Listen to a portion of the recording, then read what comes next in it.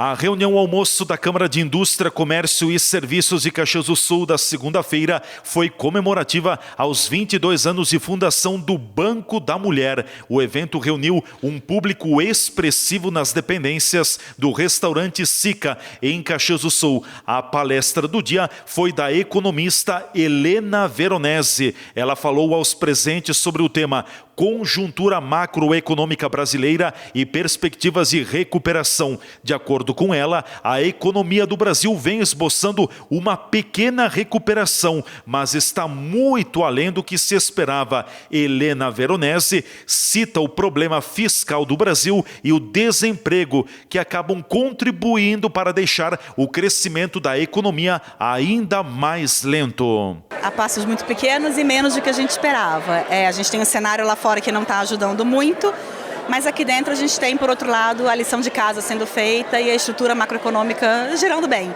Então está recuperando devagar, mas está recuperando, e a tendência é que essa recuperação melhore um pouquinho a partir do próximo ano. O que está retardando esta recuperação? O que é o freio desta recuperação? A confiança que está demorando a voltar, o mercado de trabalho que está demorando a voltar também, e o cenário externo que não está ajudando e segura um pouco os investimentos. O cenário externo colabora muito para o desempenho da economia brasileira? Sim, porque a gente vive numa economia globalizada. Se o mundo cresce, a gente cresce.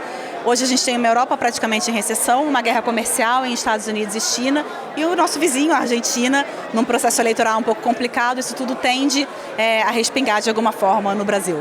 Helena, o que passou o Brasil nos últimos anos? Foi uma recessão? Foi uma crise econômica? O que a gente pode definir desta anomalia econômica? A gente teve uma recessão profunda, acho que foi a recessão mais profunda da economia brasileira. Já faz 2 ou 3 anos que a gente saiu dessa recessão, mas a gente passou por um período recessivo bem grave e agora a gente está tentando caminhar aí rumo à recuperação. Quais são as projeções dos números para esse ano em termos de economia? Um pequeno crescimento, percentualmente, o que a gente pode prever? A gente espera um PIB menor de 1%, em torno de 0,8%, uma inflação controlada, até porque não tem consumo, então a inflação deve ficar na casa dos 3,5%, e crescimento baixo, inflação controlada, o Banco Central cortando os juros e a gente encerrando o ano com juros em 5%. A questão do desemprego impacta também, retarda a recuperação da economia? Sim, a gente não tem consumo e não tem inflação, justamente por conta do desemprego. A gente tem um mercado de trabalho ainda com quase 13 milhões de desempregados. Esse é geralmente o último número a se recuperar, então a recuperação mais forte de mercado de trabalho fica para 2020 e 2021. Você falava também da questão da política, da economia e da ligação. São necessárias reformas no país, sobretudo para corrigir o grande déficit fiscal que o país tem? Sim, a grande questão da economia estrutural hoje é fiscal. A reforma da Previdência, se de fato for aprovada no Senado, como parece que vai, é o primeiro endereçamento e talvez o mais importante, mas precisa de mais. Precisa de privatização, precisa de mais reforma micro e macroeconômica. Tem mais a ser feito nos próximos 3 anos para a gente conseguir resolver esse problema. O cenário ainda é de uma certa insegurança e uma certa crise de confiança no próprio país? Até porque a gente tem um desemprego muito alto, o consumidor não retoma a sua confiança, se o consumidor não tem a confiança retomada, ele não consome.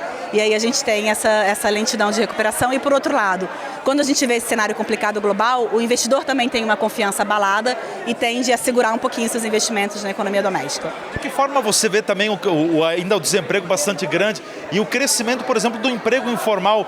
O sujeito está fazendo isso, está fazendo aquilo, mas é um emprego que não tem carteira assinada, é MEI. Tudo isso impacta nas formas de consumo?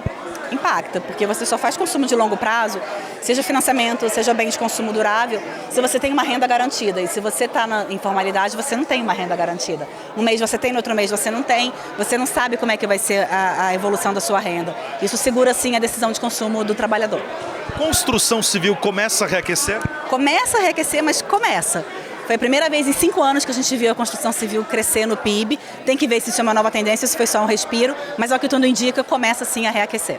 Uma das frases ditas por você também, estamos começando a nos recuperar, mas muito longe do que esperávamos. Isso ainda vai valer por alguns meses? Vai, o ano começou com uma expectativa lá no alto. A gente começou esperando que o PIB ia crescer 2,5%. Hoje a gente está com 0,8%. Então a gente está recuperando, mas está recuperando pouco. A gente vai continuar recuperando, mas assim, já deu para perceber que é a passos de tartaruga e que provavelmente esse 2,5% vai ser alcançado no final do ano que vem. Para concluirmos, então, o grande crescimento, o grande salto nós vamos perceber no segundo semestre de 2020.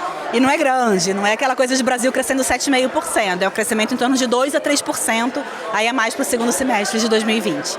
Só mais uma questão que me ocorre. Aqueles anos 2012, 2013 vão demorar para voltar? Sim, até porque o modelo de crescimento em 2002, 2003 era outro. Vai demorar a voltar, se é que volta.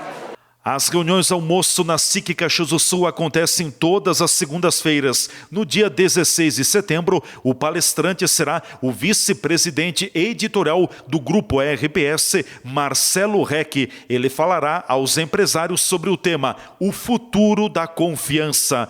TV Serra na Comunidade. Repórter Leandro Adamati.